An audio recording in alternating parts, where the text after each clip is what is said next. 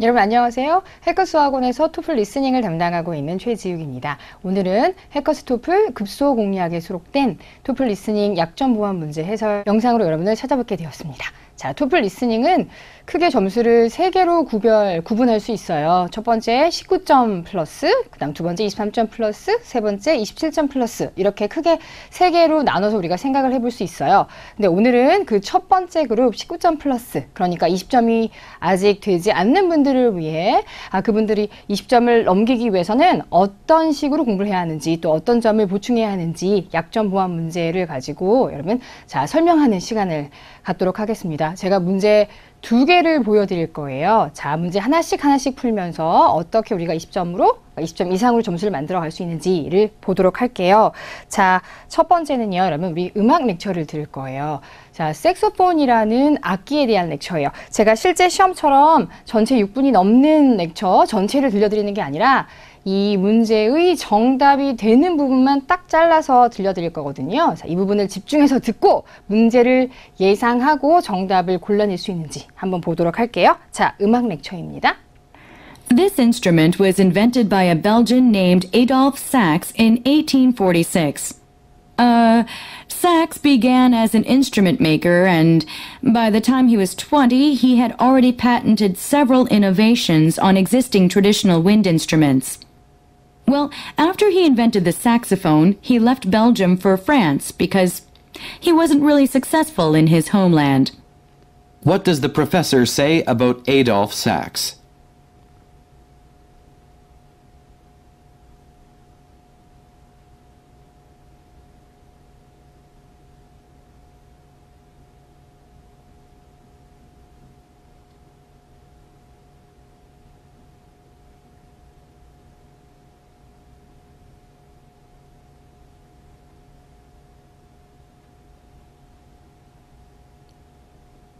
자, 여러분 문제 푸는 시간은 딱 이 정도까지예요. 이 정도의 시간을 할애해서 이제 정답을 고르셔야 한단 말이에요. 그럼 정답 고르셨어요?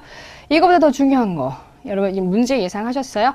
문제 예상이 되었어야 하는 문제예요. 자, 여러분 제가 바로 스크립트를 화면에 띄울 거거든요, 여러분. 자, 스크립트를 바로 보는 거가 싫다. 나는 설명을 드리면서 다시 한번 듣길 원한다. 그러면 화면을 보지 않으셔도 되고요. 이제 그런 게 아니라면 바로 화면을 보면서 스크립트를 보면서 같이 가보는 걸로 할게요. 자, 첫 번째 문장은 This instrument was invented by a Belgian named Adolphe Sax in 1846. 자, 이 첫 번째 문장은 자, 이 악기는 누구에 의해서 몇 년도에 발명되었습니다. 예요. 자, 사람 이름, 그 다음에 시간적인 정보, 전부 다 쓰레기 정보라고 말할 수 있는 거죠. 우리한테 중요하지 않은 거예요. 자, 발명 이 정도 들으면 되는 거고요.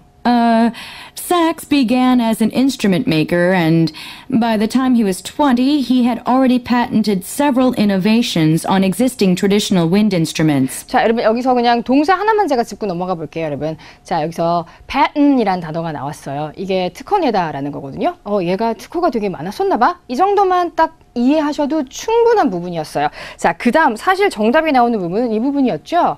Well, after he invented the saxophone, he left Belgium for France because he wasn't really successful in his homeland. 여기에요. 그럼 자, 시그널 뭐였어요? 시그널 잡았습니까? 자, 다시 한번 들어볼게요. Well, after he invented the saxophone, he left Belgium for France because 이 부분이에요, 여러분. 자, because 들으셨어요? because 왜냐하면이라는 아주 단순한 단어죠. 자, 여기서 정리할 거 출제 당사자는, 그러니까 출제자는 ETS는 인과관계에 집착해요. 인과관계에 집착하는 ETS 이렇게 기억하시면 돼요. 자, 인과가 뭐예요, 여러분? 원인과 결과죠. 자, 원인 결과가 언급되면 항상 문제를 내고 싶어 해요. 자, 근데 리스닝은 원인 결과가 있었을 때 원인 쪽에 훨씬 더 치중하지 결과 쪽은 별로 궁금해하지 않는 편이에요. 그래서 제가 이거를 이유의 디테일 문제라고 불러요. 자, 본문에 이유가 나온다. 무조건 반응해 주시면 돼요. 모든 렉처에서 이유 문제는 평균 1개 이상 낸다고 생각하면 돼요. 자, 이유 문제만 잡아도 사실은 20점 이상으로 점수를 올리기가 훨씬 수월해지는 거예요. 자, 시그널 뭐였어요? because 왜냐하면 because he wasn't really successful in his homeland. 자, 고국에서 그닥 성공적이지 않았기 때문입니다. 라고 말했죠. 자, 그러면 문제를 다시 볼게요. 자, 이 문제에서 묻는 것은 Adolphe Sax에 대해서 교수가 뭐라고 말했습니까? 이죠. 자, 일단 아까 답이에요, 이유예요 라고 말했던 문제를 한번 생각해 볼게요. 거기를 딱 찔러서 문제를 내면 왜 에이더스 X라는 사람은 조국을 떠났습니까? 라는 문제가 사실 예상이 되는 거예요. 자, 그러면 그 한 부분이 딱 찔려서 보이는 거잖아요. 난이도가 상당히 낮아지는 거예요. 그래서 ETS가 자주 하는 게 뭐죠, 여러분? 뭐라 그랬습니까? 예요. 딱 전형적으로 그 형태를 취하는 거예요. 에이더스 X에 대해서는 교수가 뭐라고 했습니까? 죠. 자, 이렇게 불려놓은 거지 사실은 뭐를 찌르는 거예요? 이유를 찌르는 거예요. 왜를 찌르는 거예요. 이유의 디테일 문제예요. 시그널은 아까 뭐였어요, 여러분? because 였었죠? 자, 이유는 뭐라고 본문에서 언급했습니까? 조국에서 성공적이지 않았다. 자, 그러면 그것을 다른 말로, 즉 paraphrasing 어떻게 했을까요? 정답 D. David. 왜요, 여러분? 자, wasn't really successful을 뭘로 paraphrasing 한 거다? unpopular. 이렇게. 이건 이해되죠, 여러분? 자, 전형적으로 여러분을 낚을 수 있는 함정을 그냥 rough하게, 거칠게 한번 생각을 해보면 딱 귀에 꽂히는 단어를 딱 미리 앞에 보여주는 거예요. 선택지 A 봐주세요, 여러분. successful 이라는 단어를 딱 갖다 놓고 이런 이제 함정으로 유도하는 거겠죠. 가장 성공적이란 말 본문에 나오지 사실 않아요. 우리가 들은 부분 특히나 나오지 않았어요. 그 다음 이제 보이 같은 경우는 클라리넷이라는 단어가 나오죠. invented라는 단어는 금방 우리가 들은 부분에서 있었고요. 이 전체 렉처에서 클라리넷이라는 단어가 상당히 많이 언급이 돼요. 이제 그래서 그 단어를 가지고 이제 오답으로 유혹하는 거고요. 자, C는요. 사실의 반대죠. 조국을 떠났다라고 했는데 전체 생애를 여기서 살았다라고 했으니까 사실의 반대가 되겠습니다. 자, 다시 한번 정리를 해본다면 정답은 데이빗이었죠. 이유 문제의 대표적인 시그널 because로 출제된 문제예요. 자, 이유를 나타낼 때 ETS가 전형적으로 쓸 수 있는 대표 시그널을 지금 딱 외우고 나가는 건 어떨까요? 그래서 이유 문제가 나오면 놓치지 말고 잡아보는 걸로 해요. 자, 지금 같이 한번 읽어볼까요? Reason, cause, that's why, because, due to, as. 여러분, as로 시작하는 절 있잖아요. 이유에 as가 있다는 거 알고 계시죠? as 가지고 문제 내요. 이유를 묻는 문제 나올 수 있습니다. 지금 당장 외워주세요.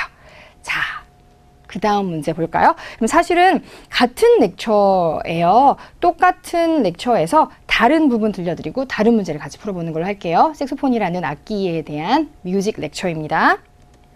I want to point out that it's not the brass that gives the saxophone its distinct sound. It's more the part of the instrument that goes into the mouth, and which is very unique, by the way, and also the shape of the saxophone's body.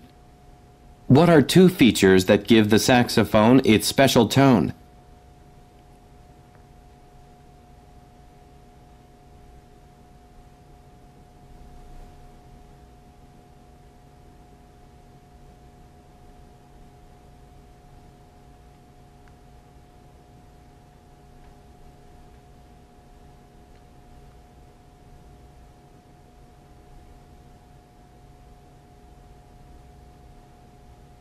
자, 여러분, 이 문제도 예상하셨어요, 여러분? 전형적으로 많이 쓰이는 대표적인 시그널을 사용한 문제예요. 그리고 두 개를 고르세요 라는 문제였잖아요. 우리가 이거를 편의상 투클릭 문제라고 부르는데 투클릭 문제라는 것도 쉽게 예상이 되었어야 하거든요. 자, 시그널 찾아보도록 할게요. 자, 해설 들어갑니다. 첫 번째 문장. I want to point out that it's not the brass that gives the saxophone its distinct sound. 자, 시그널. 여러분 어떤 시그널 사용했나요? 그렇죠. point out이라는 단어예요. 자, point out은 무슨 뜻인가요? 강조하다, 지적하다예요. 그러면 지적을 한대잖아요. 강조를 한대잖아요. 들어주라는 소리예요. 자, 이거를 단어 강조라는 출제 포인트로 정리를 해드리는데요. 단어 자체가 강조를 나타내는 것들이에요. 자, 일단 point out 머릿속에 기억해 보세요. 자, point out 강조야. 문제 나오겠어. 라고 예상을 했더라도 이 문제는 틀리는 분들이 많아요. 특히 19점 근처의 분들은, 수험자분들은 이 문제를 많이 놓쳐요. 왜 그럴 것 같으세요? 그렇죠. 문장이 길어요. 바로 짤막한 문장에서 답이 바로 나오는 문제가 아니었거든요. 그래서 어머 여기서 문제 나오는데? 라고 예상을 했었어도 아깝게 어머 어떻게 하면서 문제를 놓치게 되는 거예요. 자, 그러면 이거를 위한 해결책은 무엇일까요? 그렇죠. 자, memory span, 기본 체력을 늘려주는 거예요. 자, 문제 예상을 했음에도 불구하고 안타깝게도 문제를 놓쳤어, 틀렸어 이런 일이 일어나지 않기 위해서는 기본적으로 조금 어느 정도는 들 수 있는 기본 체력을 만들어야 한다라는 걸 제가 미리 말씀드려 볼게요. 자, 다시 들어볼게요. I want to point out that it's not the brass that gives the saxophone its distinct sound. 자, 여기서 강조하고자 하는 것은 색소폰의 독특한 소리를 내게 하는 것은 express 황동이 아니라는 것입니다. 그럼 이제 뭐냐라는 걸 설명하겠죠. 황동이 아니야라고 했으니까. It's more the part of the instrument that goes into the mouth. 자, 그러면 독특한 소리를 얘기하는 것은 뭐래요? 그죠? 입으로 가는 부분이에요. 그러니까 사람이 악기에 입을 대는 부분 있잖아요. 입 부분이라고 할까요? 자, 그 다음. And which is very unique, by the way, and also the shape of the saxophone's body. 여러분 시그널. 여러분 또 뭐 나왔어요? also 들으셨어요? also가 우리한테 어떤 신호를 주는 거라고 생각하세요? 그렇죠. 둘째라고 말하고 있는 거나 마찬가지죠. 투클릭이잖아 라는 거를 예상할 수 있는 대표적인 시그널이었어요. 그래서 보면 답이 뭐가 될 것 같으세요, 여러분? 아까 입으로 가는 부분은 쉽게 답 보이시죠? David, 그죠? 입부분. 그 다음은요, 여러분? 그 다음 정답 골라내실 수 있었어요? 그쵸? A예요. Contour. Contour가 무엇의 paraphrasing이라고 생각하세요? 그죠? shape이었었어요. 자, 두 번째 말했던. 자, 우리가 shape를 들었고, 이거 문제 나와. 투클릭이야. 라는 걸 예상을 했다 하더라도 shape이 어떤 단어로 paraphrasing 되느냐? contour, 외형, 윤곽선이란 단어잖아요. 이걸 알아보지 못해서 틀리는 분들도 있어요. 자, 이제 그러면 추가로 우리가 또 어떤 사실을 알 수 있나요? 단어도 중요하잖아? 라는 사실을 또 알 수 있는 거죠.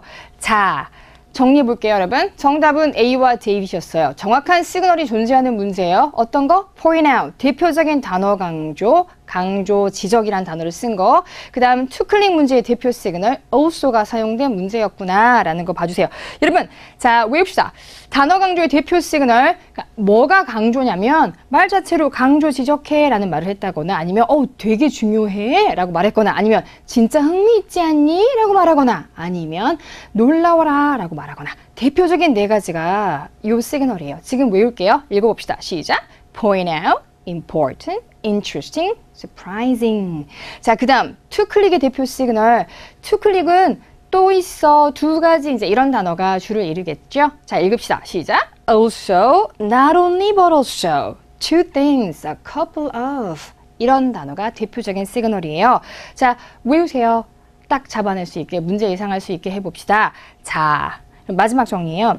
우리 19점 플러스 점수대 여러분들은 제일 중요하게 생각해야 할 게 이거예요. 질적인 복습이 중요하다.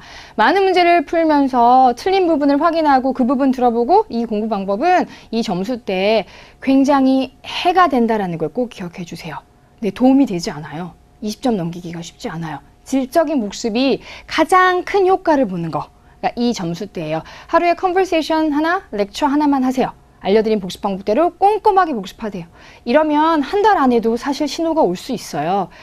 꼭 참으면서 질적인 복습을 해주세요. 그다음 두 번째, 아직 출제 포인트가 뭔지 잘 모르겠어. 시그널이 뭔지 잘 모르겠어. 이러면 아예 그렇죠.